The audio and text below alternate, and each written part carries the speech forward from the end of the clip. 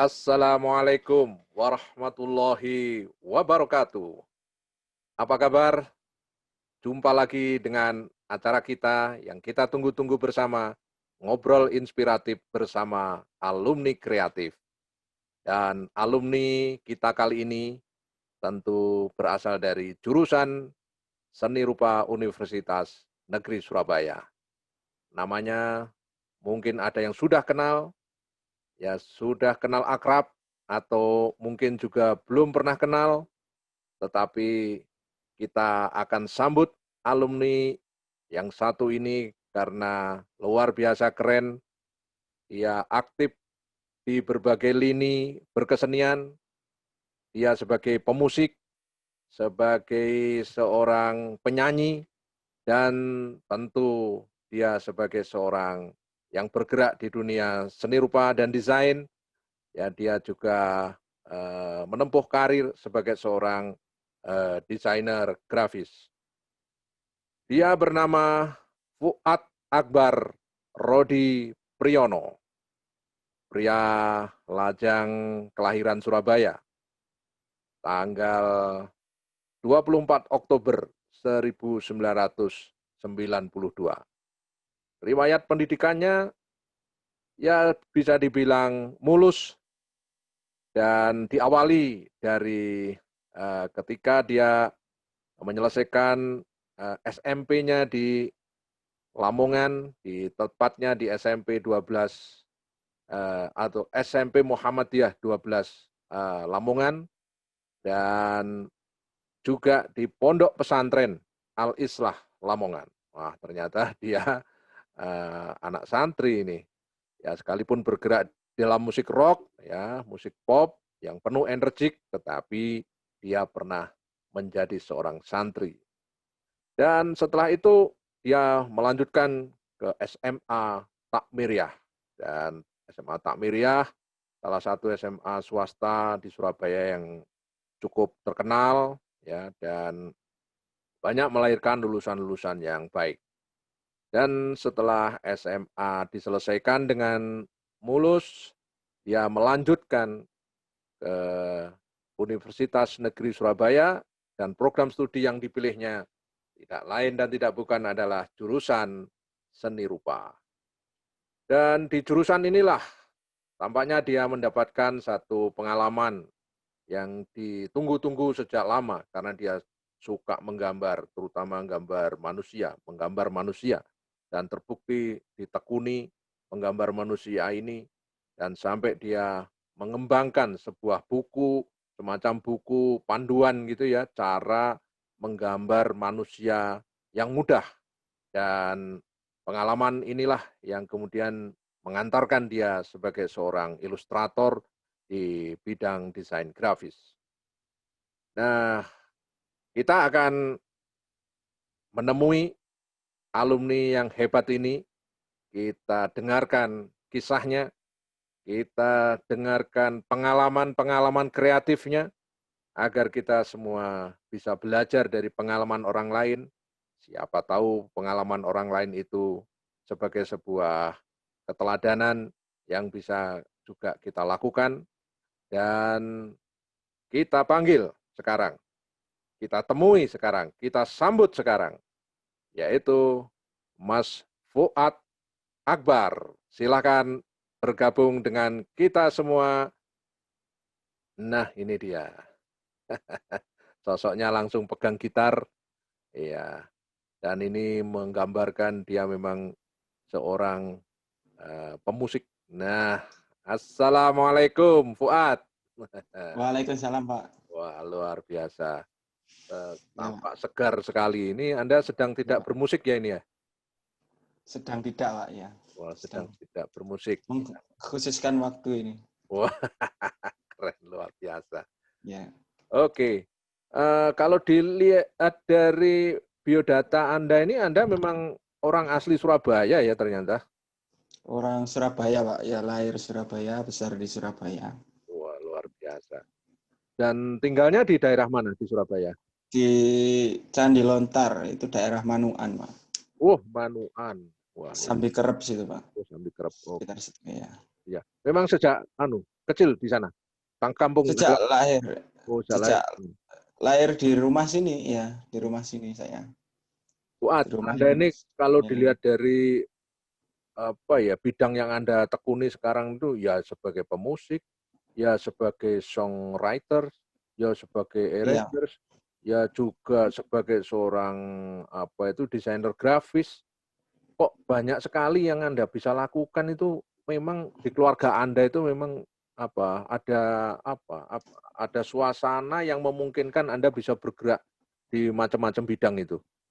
Atau memang ayah bunda atau saudara atau yang lain-lain itu juga bergerak di bidang yang sama kok Anda bisa ya di musik ya di seni rupa. Coba diceritakan gimana lingkungan Anda di keluarga. Kalau keluarga itu memang enggak secara profesional seni rupa atau mungkin enggak secara profesional di musik, Pak ya. Cuma kebetulan Bapak itu orang lebih ke orang teknik sebenarnya. Kalau Bapak saya itu kerjanya di Barata, sekarang sudah pensiun tapi masih tetap pekerja lepas. Akhirnya jadi pekerja lepas, proyek konstruksi, dan kebetulan untuk masalah kemampuan menggambar mungkin saya menurun dari Bapak karena Bapak sudah terbiasa dengan gambar teknik ya, istilahnya gambar teknik itu di konstruksi sipil. Terus kalau musik itu memang kebetulan ibu itu dulu waktu masih muda itu sukanya ikut saudara-saudara saya yang lainnya itu ada yang punya grup keroncong. Oh gitu, di Itu mana? Di dulu Surabaya juga? sukanya gabung. Di Surabaya, itu almarhum Pak, ya Mas iparnya ibu lah. Mas iparnya ibu itu. Ibu Anda sebagai Punya apa? grup keroncong di Surabaya. Penyanyi. Penyanyi, Pak. Penyanyi. Oh, Penyanyi. jadi sedikit banyak kalau melukis atau menggambar katakanlah itu Anda ada rembesan bakat dari ayah. Kemudian kalau bernyanyi atau bermusik Bapak ya. dari ibu tadi ya, yang Dari ibu. penyanyi. Iya. Iya. Ya. Ya. Ya. Kalau saudara gimana? Saudara selain Anda berapa saudara sih? Saya 4 dan saya yang paling kecil, Pak. Kakak saya cowok, terus cewek 2, terus saya terakhir cowok lagi. Oh, sudah 4 berkeluarga? bersaudara saya. Sudah berkeluarga semua? Yang 2 sudah berkeluarga, yang belum berkeluarga 2 ini sama saya. Mbak saya atas saya ini baru rencana ini mau ini sebentar lagi dekat-dekat waktu. Oke. Dan terakhir saya ini, Pak. Wah, mudah-mudahan secepatnya. Amin. Secepat kilat. Amin. Oke. Terus yang berikutnya Anda tinggal di Surabaya, menyukai musik, juga membuat grup musik. Grup musik yang sering Anda share di media sosial itu, di medsos itu memang grup Anda atau memang ini aja kumpulan komunitas-komunitas itu yang berganti-ganti atau memang Anda sudah punya grup yang tetap itu? Untuk bermusik, grup saya ini memang sebenarnya grup lama, Pak, yang teman lama yang sudah pernah jalan, tapi karena kesibukan masing-masing juga saya harus menyelesaikan studi pasca sarjana itu, kita akhirnya vakum bertahun-tahun. Dan kebetulan ini kok ada waktu yang mempertemukan, kita jalan lagi. Kita ini memang grup lama. SMA? Grup SMA ya, Pak. Grup SMA. Oh, grup SMA. Di waktu di Takmir ya itu? Takmir ya. SMA Takmir ya, Surabaya. Terus di musik Anda kemudian menekuni dengan mendapatkan pengalaman di lebih baik lagi mungkin ya, Anda masuk ke Ahmad Dhani School of Rock. Memang itu Ahmad Dhani School of Rock. Ya, itu pengaruhnya gimana bagi Anda? Pengaruh secara profesional, pengaruh secara pengetahuan musik, itu di pengaruh gimana? Iya, pengaruh secara profesional. Secara teknis iya, Pak, karena saya memang sebelumnya belum pernah belajar musik itu secara formal ya, secara materi itu YouTube belum seperti sekarang yang kita kalau tinggal search itu tinggal keluar, kita tinggal nirukan. Itu memang saya secara teknis belajarnya di Ahmad Dhani School of Rock.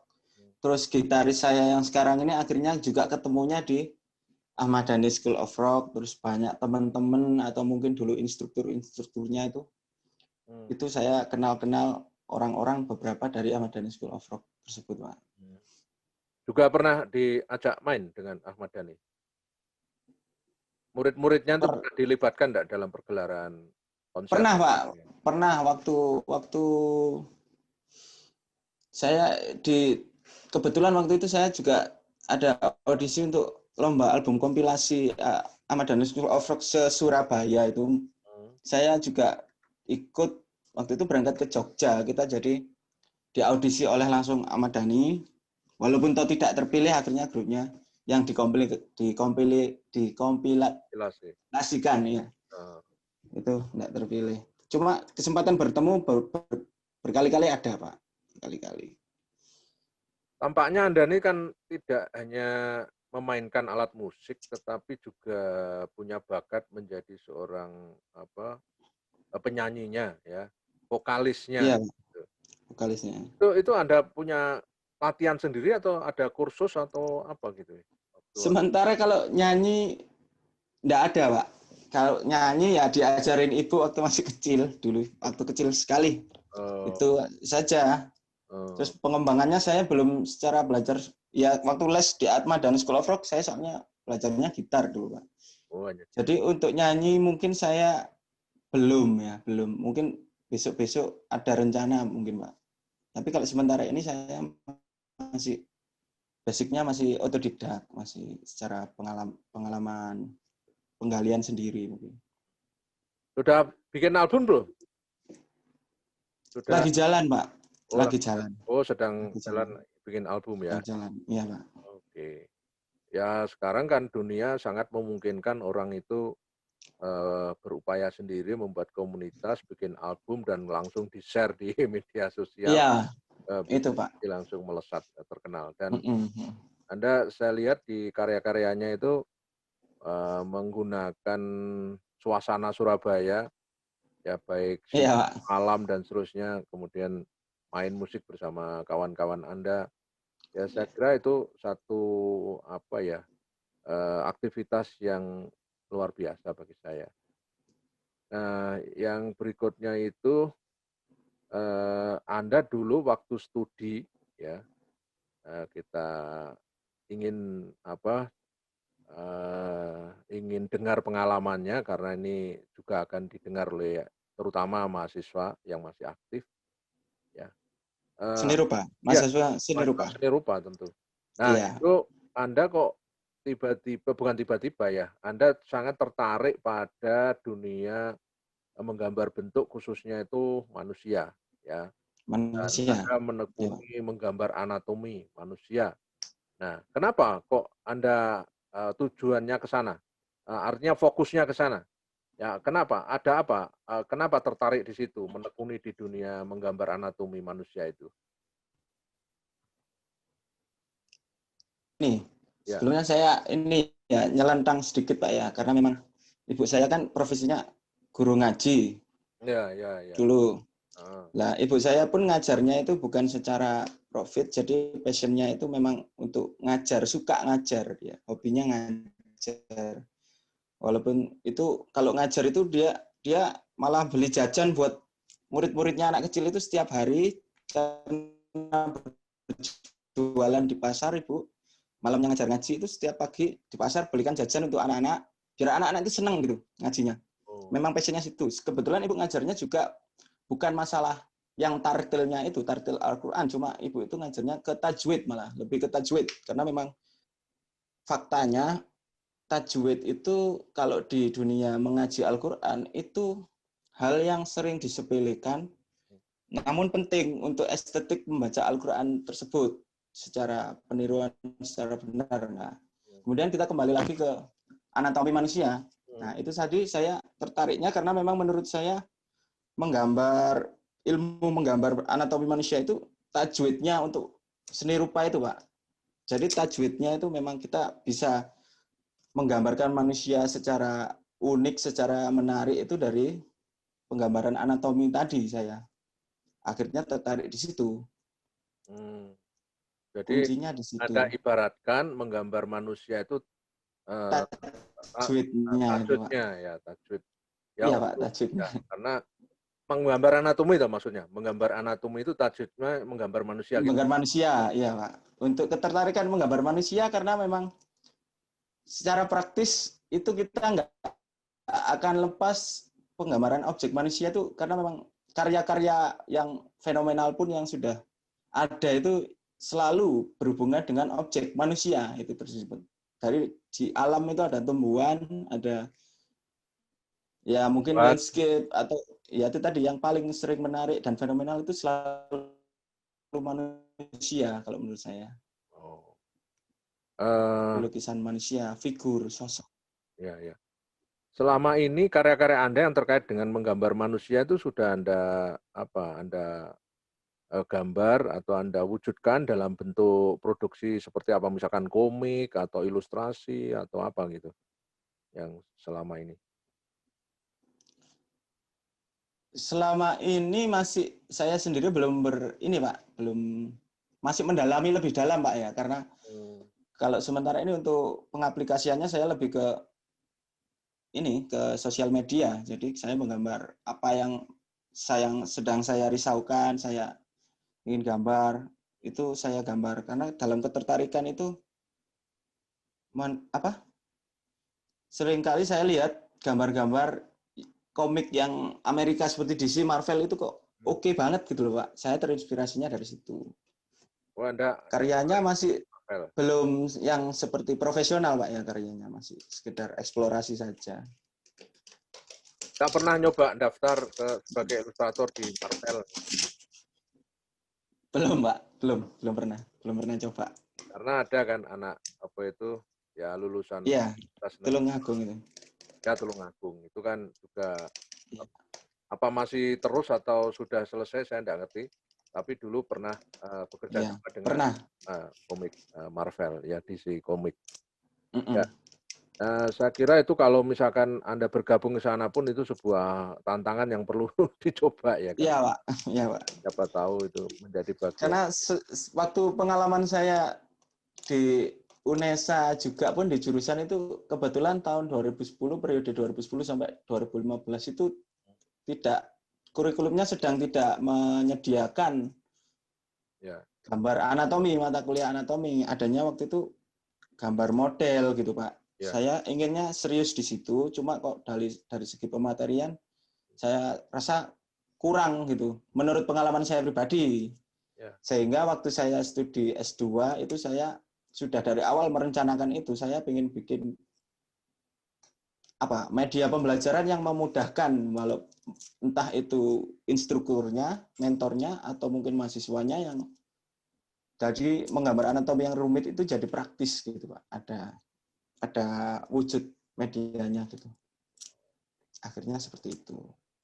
Oh ya, ini perlu juga dijelaskan pada pemirsa ya. Jadi Fuad Akbar ini karena sangat menyukai menggambar manusia sejak S1 dan waktu studi S2 dia mengembangkan teknis-teknis bagaimana cara menggambar manusia menjadi kelihatan mudah ya. Karena saya katakan kelihatan itu butuh latihan. Kalau lihat membaca temuannya memang mudah, tetapi kalau tidak berlatih ya tetap sulit ya. Artinya itu dibantu teknik-teknik mulai dari pola-polanya sampai bagaimana mengatur ya bentuk-bentuknya, perbandingannya antar otot dan seterusnya itu ya memang lebih tampak mudah, tetapi perlu ada latihan. Ya, lebih terstruktur lah. Ya, terstruktur. Dan itu diwujudkan dalam karya tesisnya. Dan ini temuan Anda itu enggak pengen diterbitkan toh itu. Kasihan kalau enggak diterbitkan tuh sayang itu. Iya Pak, saya masih nyari penerbit ini, masih dalam jalan jangka penerbit ini Pak. Nah, coba Anda ditawarkan ke penerbit Gramedia, nanti tak kasih nomor HP. Oh iya Pak, saya pengennya diterbitkan kampus Pak, cuma kok kampusnya masih. Kalau saya sih sarannya langsungnya ditawarkan ke Gramedia, karena Gramedia itu iya Pak. Seringkali mau menerbitkan buku-buku yang yang seperti itu ya. Tutorial. Ya, buku karya seperti itu. Mungkin ya kemasannya saja barangkali agak dirubah, tidak terkesan sebagai buku hasil riset gitu ya. Jadi lebih Ya, publik biar tidak terasa kadar ini ya, hasil risetnya. risetnya itu. Jadi dibuat kalimat-kalimat yang mungkin atau tata susunannya itu lebih tidak terlalu formal begitu. Ya, tapi satu upaya Anda waktu studi itu luar biasa menurut saya dan hasilnya memang bisa dibilang membanggakan. Dan Ya, saya terima kasih. berharap itu untuk diterbitkan memang, ya, karena itu Ya, diperlukan. saya usahakan. Nah, kalau soal bagaimana, kenapa pembelajaran anatomi waktu itu tidak ada, karena memang kurikulum di kita itu, di seni rupa waktu itu kan memang sedang fluktuatif dan bahkan kurikulum itu memang harus fluktuatif, fleksibel, karena sesuai dengan kebutuhan yang dihadapi saat itu. Ya, Ya. mungkin pas angkatan Anda itu memang sedang pas tidak ada anatomi, Iya. mata kuliah yang otonom, yang mandiri, yang sebelumnya pernah ada. Dulu saya juga waktu sekolah di S1 juga anatomi itu berdiri sendiri, bahkan ada terkesan di sana penjelasannya dosen tuh kayak belajar anatomi kedokteran gitu. Medis. Ya medis gitu. Ya, Ya, tapi kemudian medis. pada akhirnya juga kita belajar anatomi plastis gitu ya. Ya. Karena memang anatomi plastis itu kita ada buku anatomi for the artist gitu ya. Jadi Iya, for the anatomi artist. untuk seniman itu memang yang anatomi plastis. Ya. Plastis. Tetapi sebenarnya memang makin baik kalau anatomi itu juga secara ilmu anatomi dalam arti Ya, penjelasan tentang otot, lalu kerangka dan tulang lebih itu bisa. menekan ke termnya itu, Pak. Term-term apa namanya? Kontennya itu. Term apa ya? Ya, Istilahnya itu, Pak. Yang perlu memang kita ya. sedikit tahu atau banyak itu tentang istilah-istilahnya karena memang itu nanti membantu kita untuk mempermudah menggambarnya gitu. Seperti istilah yang paling dasar anterior, posterior itu, medial itu pasti ada itu. Anda kan tadi saya gali lagi ya. Jadi Anda memang menekuni di dunia menggambar manusia. Pernah Iya, enggak Pak. melakukan misalkan eksplorasi riset tentang katakanlah dunia komik Indonesia, industri komik, arahnya ke industri komik. Karena kita ini kan sebenarnya banyak jago menggambar, ilustrasi, terutama Iya. arahnya kalau didorong ke industri komik, saya kira akan sangat gampang. Masa kita ini kalah dengan namanya Jepang? Ya, Iya. Jepang bisa membuat semacam style atau tren ya komik manga itu yang kemudian banyak menghipnotis Menghipnotis. para pembaca anak Merajai. muda yang merajai itu. Nah, padahal ya menurut saya gambarnya gitu-gitu saja gitu ya. Tapi kan punya punya karakter memang kalau seperti itu Karakter. ya. Dan itu sangat berbeda ya dengan komik-komik Amerika memang karena komik Iya. Amerika itu realis ya, realis dan kita memang banyak mendapatkan pelajaran tentang bagaimana realitas yang dihadirkan di dalam komik itu ya dikonstruksikan sedemikian rupa dalam gambar bentuk yang menurut saya sangat kuat sekali ya dan itu cerita-ceritanya itu memang sangat membantu ya ekspresi anatomi dan terusnya itu memang sangat bisa dipakai untuk pembelajaran di dalam komik-komik dari Amerika itu. Termasuk sesungguhnya ada komik-komik yang dari Lokal. dari lokal ya, lokal yang dulu ada namanya Jan Mintaraga, kemudian Teguh Santoso ya. Iya. Anda pernah riset tentang ini para maestro-maestro komik Indonesia itu? Kalau riset secara formal nggak pernah sih, Pak. Tapi kalau riset secara pengalaman, dulu memang saya juga sempat menemui karya-karya beliau-beliau ini. Seperti halnya kayak apa itu Gundala, atau yang paling terkenal ya saat itu Gundala. Terus ada lagi yang paling fenomenal dan kontroversial itu komik-komik apa itu saat itu yang dijual di bis-bis itu Pak. Oh, Petruk Gareng yang dikisahkan itu. ya, ya. Cerita-cerita wayang itu Petruk ya. Gareng, tapi dibikin series. Ya, Karakternya Petruk Gareng itu.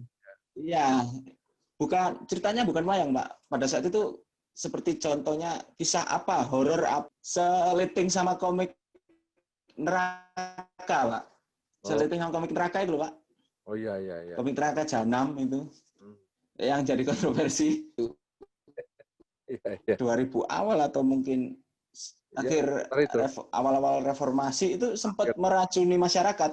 Iya, iya. Mungkin Pak ya, mungkin powernya komik Indonesia itu sebenarnya di situ itu Pak. Sampai kita itu ketakutan bacanya, oh neraka itu seperti ini, oh seperti itu. Tapi kalau untuk superhero-nya Hmm, yang memang sudah kalau di Amerika itu sudah condong ke Batman misalnya, kalau di Jepang itu lebih condong ke Detektif Conan itu. hmm, Kalau secara riset pengalaman saya, sepertinya susah Pak, karena memang di media Indonesia ini juga kita sering dibatasi. Untuk membuat cerita konspirasi pun kita pasti akan mengundang kontroversi dari pihak-pihak tertentu misalnya. Dan fenomenanya relevansinya juga susah juga. Kalau di Batman itu relevannya canggih karena teknologinya Iron Man itu canggih, di Amerika memang sedemikian rupa.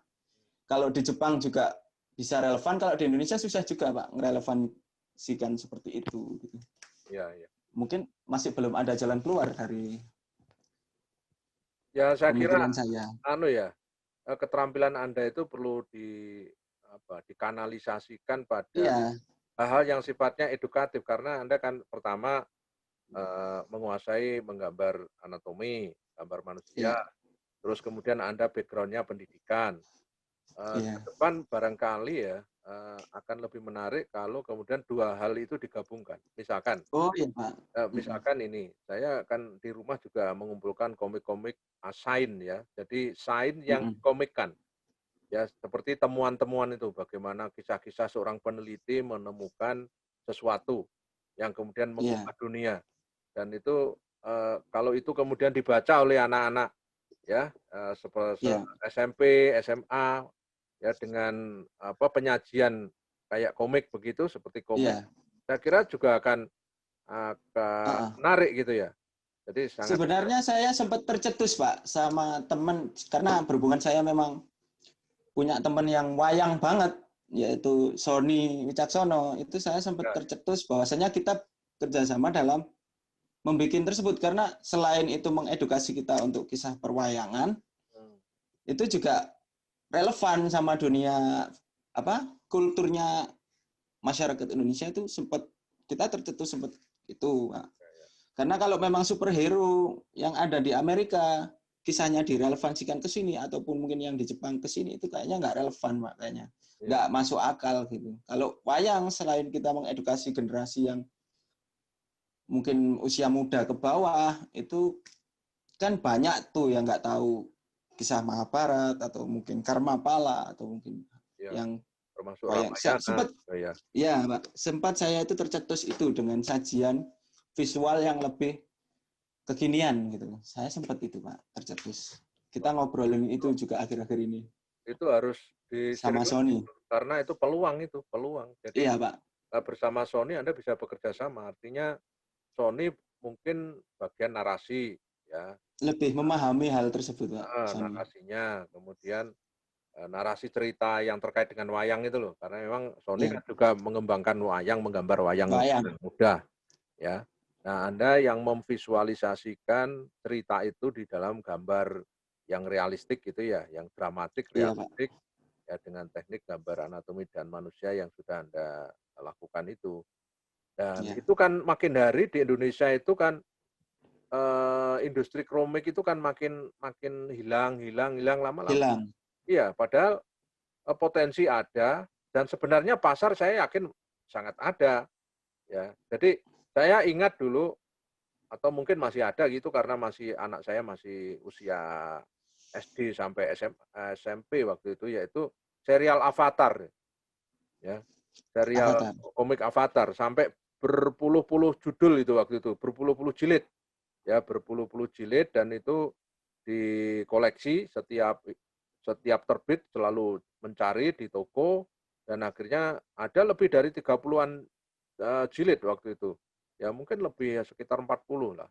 Ya dan sampai hari ini ada karena saya minta itu jangan disisihkan atau dibuang atau dijual karena itu komik yang luar biasa. Artinya dalam cara visualisasi dari narasi cerita itu sangat kuat sekali. Oke, Karakternya sangat oke, oke. suasananya oke, ya semuanya oke lah di Avatar itu, serial Avatar itu. Nah, saya membayangkan kayak Anda itu kalau bergabung dengan teman-teman ya dan akan mencoba menghidupkan lagi komik Nusantara katakanlah itu. Iya, Pak. Dari katakanlah berbasis cerita wayang gitu. Ya, itu bisa jadi mengawali industri komik bangkit dari Surabaya. Eh, Iya. Gimana? Seperti itu Anda memang punya keinginan arah ke sana? Iya, ada tercetus itu, Pak. Yang kita memang saya sendiri sama Sony sudah baru ketemunya juga akhir-akhir ini karena ada keperluan Sony tanya-tanya saya tentang masalah menyelesaikan tesis ya, Pak. Itu saya sempat waktu ngobrol terakhir tercetus itu, Pak. Karena memang sebelumnya saya sendiri sama Sony juga sempat nggak berhubungan karena kesibukan masing-masing waktu itu. Mungkin akhir-akhir ini kita bakalan eksplorasi lebih jauh tentang konsep tersebut. Misalnya kalau toh bukan wayang pun kita juga bisa sih Ya, mengangkat drama-drama kolosal yang pernah booming di Indonesia seperti Angling Darmo ataupun ya, mungkin betul. Cerita-cerita rakyat lah. itu Ya, cerita-cerita cerita rakyat, cerita iya Pak. rakyat. Ya, itu saya kira kalau kita mau kulaan cerita itu di teman-teman yang basis keilmuannya itu tradisi lesan. Ya. Tradisi. Ya, tradisi lesan itu banyak cerita-cerita rakyat yang dihimpun para peneliti itu yang bisa jadi ada cerita yang memang sudah populer tapi juga belum atau jarang sekali kita dengar, tetapi punya makna yang luar biasa. Itu teman-teman tradisi lisan banyak itu. Yang nanti kan Anda bisa kerjasama karena saya dulu itu menggemari cerita-cerita itu justru lewat bacaan-bacaan komik yang bersambung melalui majalah seperti Oh majalah ya. Bahasa Jawa Jayabaya, terus kemudian Panyebar Semangat. Itu pertama kali datang ke rumah itu ya sampai rumah itu langsung yang saya lihat halaman terakhir, halaman belakang di cover belakang itu karena ada komiknya di situ.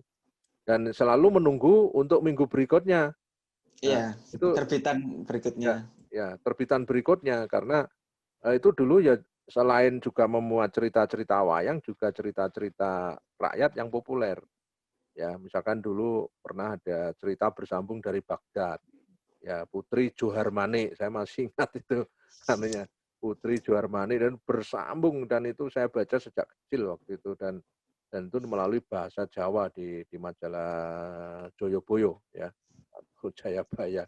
Ya ya enggak tahu majalah itu mungkin masih hidup dan karena memang juga saya sudah lama enggak membaca majalah itu.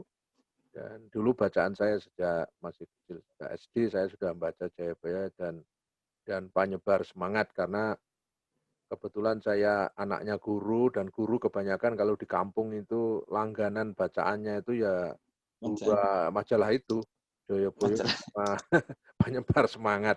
Dan kalau Panyebar Iya. Semangat kita rebutan di tengah-tengah itu ada kisah tentang lelembut ya. dunia dunia perhantuan yang sangat menarik saat itu. Nah, jadi Iya. intinya kompetensi Anda itu sangat menurut saya sangat rugi kalau hanya didiamkan dan perlu ke depan memang antar alumni itu bisa saling bekerja sama untuk membuat satu katakanlah gerakan lah kayak Produksi. saya gerakan-gerakan menggambar komik. Kalau perlu kita kerjasama dengan jurusan untuk membuat festival komik ya Oh festival iya komik Pak. ya karena Itu perlu iya disegerakan itu Pak. iya penting itu karena hari ini itu komik sebenarnya punya peluang menjadi industri kreatif ya. Komik itu Iya. kita punya peluang menjadi industri kreatif. Komik gambar ya, jadi komik yang still picture, gambar diam. Nah, Bisa jadi ke depan komik itu bisa sudah kayak animasi ya. Animasi sesungguhnya kan aslinya ya komik, cuma digerakkan ya. Nah, Ya digerakkan melalui teknologi dan kita hidupkan aja dulu yang komik yang diterbitkan ya, yang diterbitkan yang mungkin tidak perlu terlalu tebal, yang pendek-pendek tetapi punya daya ganggu dalam secara visual gitu ya. Ya itu perlu kalau memang fenomena komik digital sekarang banyaknya di webtoon, Pak, karena memang webtoon pun itu yang sedang digemari anak muda sekarang itu webtoon yang secara visual itu anime banget, manga banget, dan secara story itu juga kurang relevansinya dengan kehidupan sehari-hari masyarakat lokal dan nilai edukatifnya kurang. Dari situ pun saya juga sempat ingin mungkin belum terwujud tergali lebih dalam, tapi dari webtoon tersebut saya juga sudah beberapa ada yang oke gitu.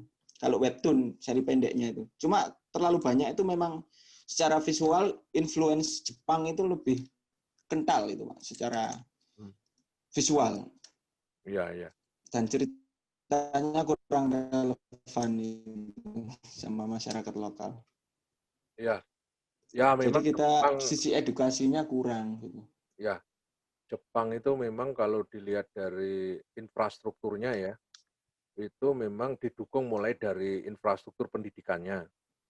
Jadi Pendidikan. memang karena itu sudah didesain sebagai industri, maka itu penyiapannya itu tidak main-main, mulai dari dari SDM-nya yang dididik melalui sekolah-sekolah, ya terutama sekolah-sekolah yang arahnya kepada menggambar komik ya.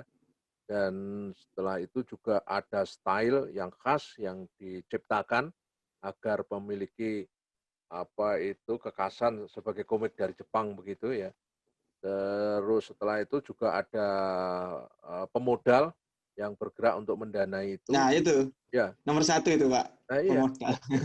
Di Jepang itu ada ya bisa disebut pentahelik ya, ya pemerintah, ya pendidikan, ya penggambar komik, ya komunitas, ya dan toko komik dan seterusnya. Yang kemudian semuanya bekerja sama akhirnya jadi industri yang sampai masuk ke Indonesia.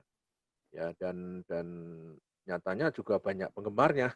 Ya, jadi Iya, cerita mungkin dari situ kita juga bisa lihat kalau memang industri hiburan atau entertainment atau mungkin art industrinya itu lebih maju karena memang sektor-sektor industri dasarnya juga lebih maju.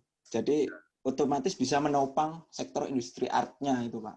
ya, Sedangkan kalau kita kan masih ya begitulah, Pak. ya.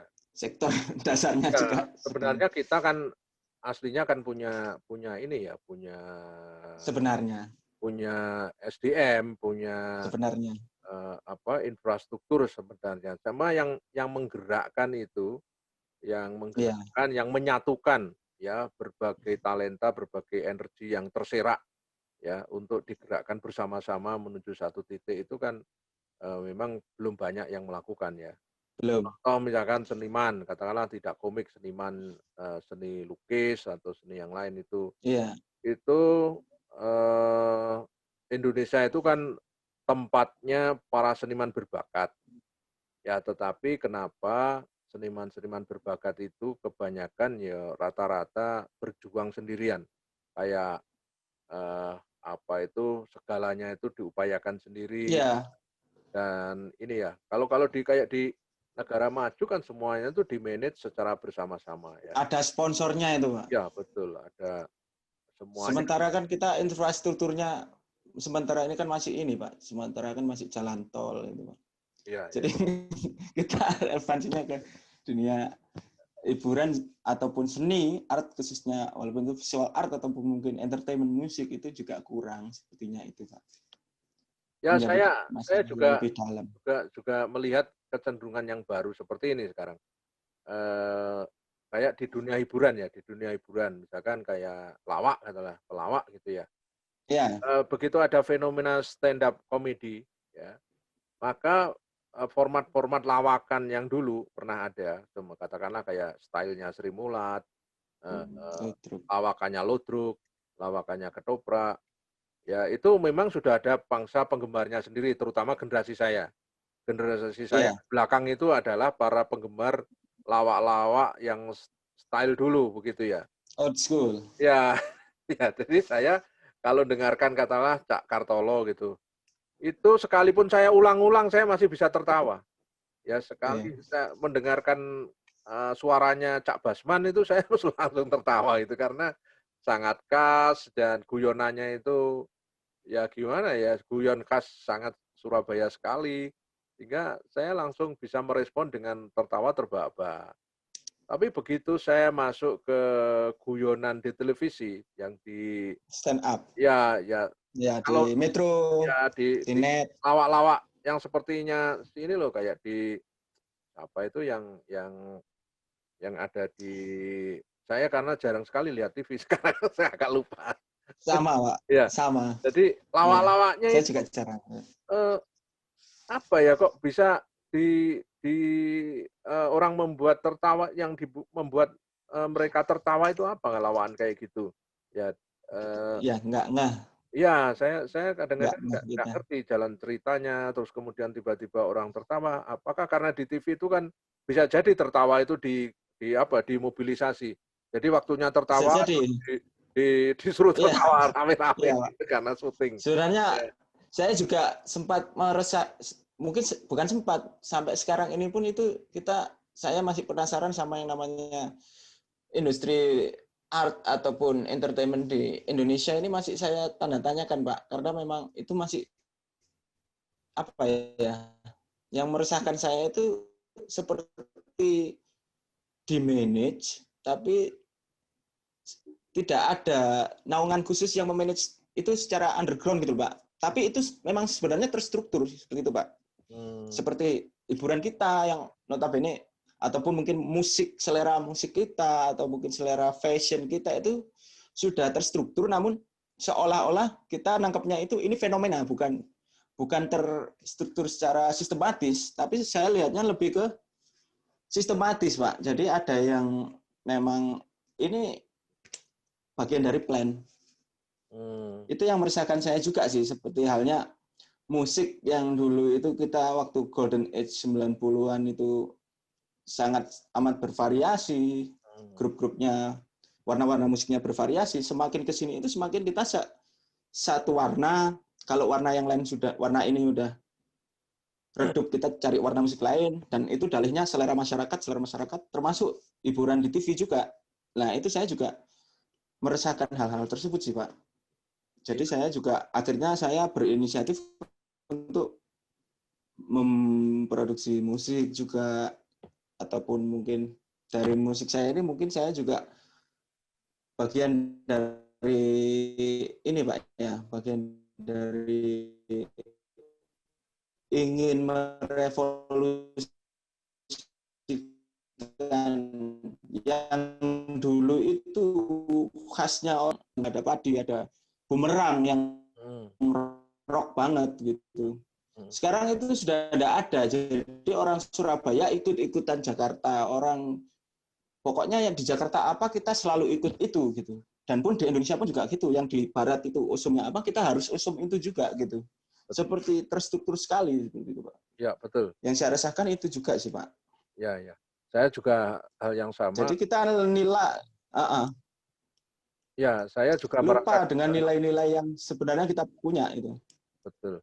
Ya, Pak. Memang sekarang ini kita kekurangan pemusik atau penyanyi yang punya karakter yang kuat ya. Jadi contoh Iya. dulu itu ada penyanyi Surabaya yang legendaris, Gombloh misalkan. Itu Ya, wah kuat sekali warna suaranya, terus, karya lagunya. karyanya dan bahkan sampai dikenang sampai hari ini. Ya, Gombloh. Terus Leo Christie, Mas Leo Christie, itu juga punya warna sendiri, gaya sendiri dan unik dan sulit untuk ditandingi, artinya disamai sulit. Terus kemudian Ya, penyanyi-penyanyi rekaman yang lain yang sangat populer, misalkan kayak zaman saya itu ada Koes Plus, lalu zaman itu malah jauh ke Gus belakang lagi Plus. Koes Plus itu. Tuban itu, Pak, ya. Ya, asalnya Gus Plus dari itu. Tuban. Kemudian Tuban itu. ada Van Bres, ada Pampers. Mersis, ya, ada Duo Mersis, Kribo. ya, terus Ahmad Albar, Duo Kribo. ya, Duo Kribo, itu penyanyi-penyanyi masa lalu yang sampai hari ini lagu-lagunya itu bagi saya ini itu masih Ya, enak, itu masih enak, bisa dirasakan ya di era hari ini, ketika justru musik hiburan sekarang ini makin terasa sama gitu loh. Tidak, terasa ya, iya. tidak ada penyanyi yang memiliki warna yang khas yang kemudian menjadi melegenda gitu. Kan Iya, penyanyi jadi sekarang kan seperti naik turun tuh. Terkenal sebentar, ada hilang gitu. upaya meuniversalkan semua ini, Pak. Jadi kita tidak hidup ke pluralismenya itu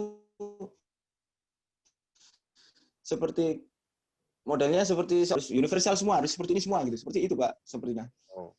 Itu Iya. karena industri ya itu, atau memang perbedaannya, kalau zaman dulu kan belum ada internet, jadi mereka sangat mengandalkan kaset pita, ya, Iya.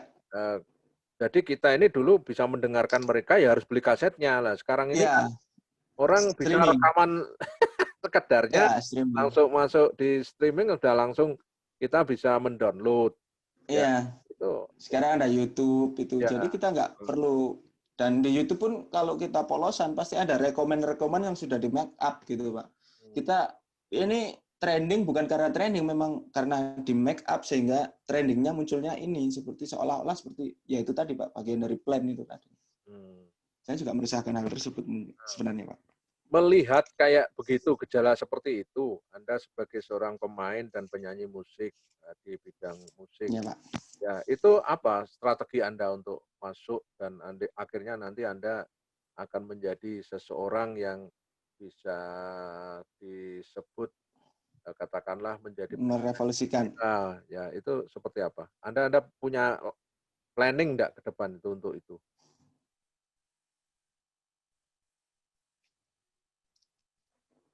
Untuk mengeluarkan karya-karya musik yang sebelumnya itu memang sudah jadi identitas musiknya orang Surabaya. Mungkin di Surabaya dulu, makanya saya nyoba untuk merecycle lagu Surabaya Oh Surabaya yang harusnya masyarakat Surabaya itu sudah hafal dengan suasana Surabaya yang aktual, yang memang seperti itu. Itu mungkin langkah awalnya. Jadi kita mencoba untuk independen, Pak. Kita underground. Kita coba untuk, walaupun secara musik itu kita juga mencoba untuk pop juga, nggak yang aliran yang terlalu underground. Itu usaha saya seperti itu. Kita bikin produksi lagu sendiri yang kita memang nggak benar-benar nggak dimobilize sama suatu pihak itu, yang demi untuk profit. Jadi kita keep making, kita buat terus bikin terus gitu, seperti itu, walaupun tidak ada dana di sini, mungkin independen dananya, Pak. Ya, ya. Mulainya dari situ saya. Ya. Sudah mulai ada apa? Dari Pengaruh enggak dari gerakan-gerakan Anda melalui medsos menyebar luaskan karya-karya musik Anda itu? Artinya barangkali ada komunitas yang berusaha untuk bergabung, kemudian ada ya anak-anak pengaruhnya masih kecil karena memang ya, secara di fenomenalnya di masyarakat Surabaya juga masih susah untuk mensupport satu sama lain. Itu yang sedang kita usahakan untuk saat ini. Saya sudah nyoba untuk memasuki komunitas A, B, itu saya sudah baru saja ini. Saya juga bergerilya di sana saat ini. Belum ada efek sih, Pak, belum ada. Tapi saya upayakan untuk itu. Kalau misalkan strateginya melalui semacam buat komunitas kecil-kecilan dari tempat satu ke tempat lain, lalu kemudian membuat semacam, ya, katakanlah festival musik ciptaannya anak-anak sekolah itu yang oleh gurunya, itu pernah terpikir? Iya, pernah, Pak, pernah. Dan itu terplanning kita baru-baru saja. Namun kondisinya memang sangat kontroversial untuk saat ini, Pak, ya, untuk membuat acara-acara yang hal tersebut. Karena memang pandemi yang kontroversi banget, yang kita juga masih nggak kesini makin nggak jelas juga gitu. Sekolah pun juga masih online. Jadi nggak ada kegiatan ekskul, itu nggak ada. Jadi kita mempreparekan ini sewaktu mungkin pandeminya sudah mereda, kita go itu tadi Pak. Kita sudah ada planning di situ. Ya, Komunitas, mungkin untuk lomba anak sekolah itu kita juga sudah memplanningkan itu. ya, ya. Pandemi itu yang memang bikin kita susah semua sih Pak. Karena di Surabaya yang terakhir pun itu yang Balai Pemuda itu juga sudah akhirnya jadi sorotan nasional itu.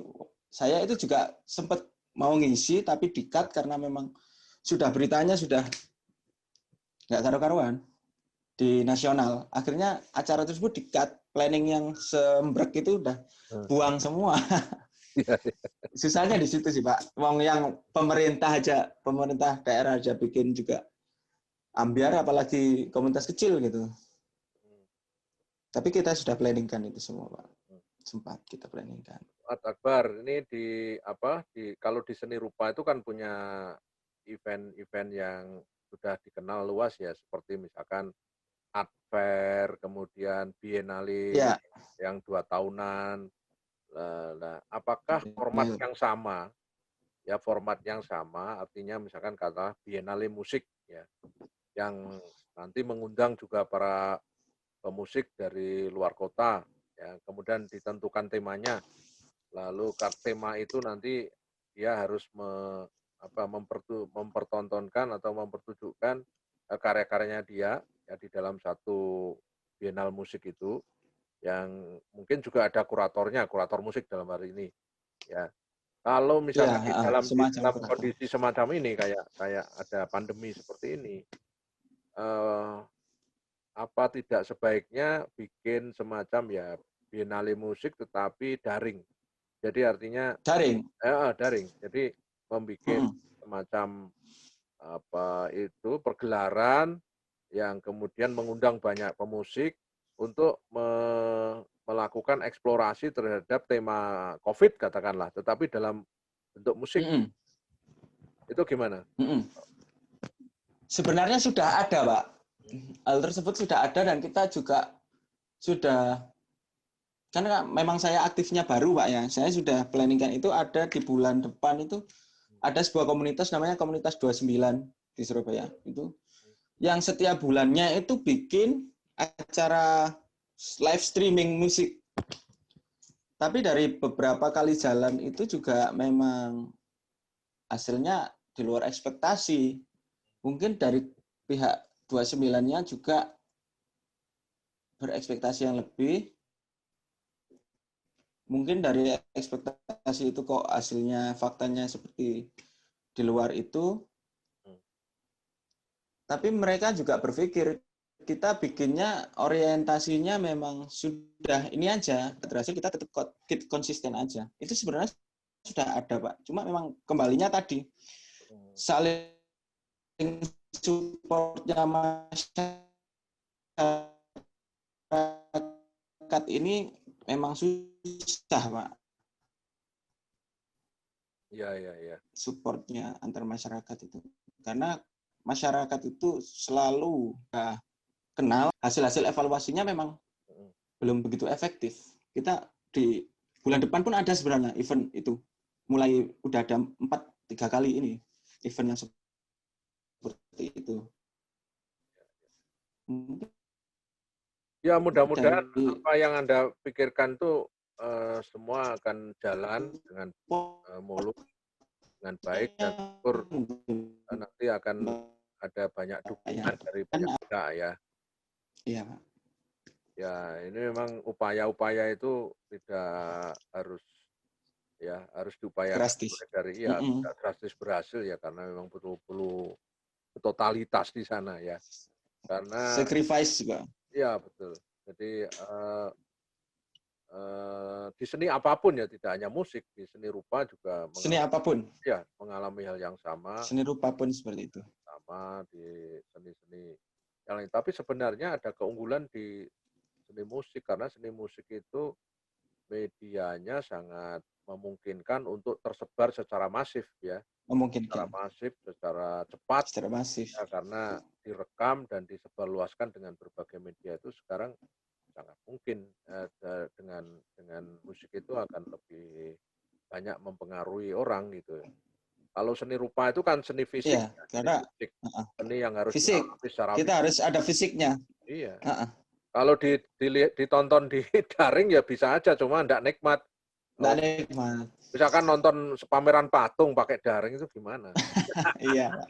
Harus ada wujud karyanya. Kalau musik itu memang kita nggak perlu dengerin musiknya, kadang-kadang kita nyanyi-nyanyi sendiri pun juga udah Betul. bisa gitu, Pak. Jadi alamnya itu memang lebih Ya. merasuk ke manusianya sendiri itu, Pak. Itu kalau musik. Ya, ya saya Kalau rupa berharap kita butuh wujud fisiknya.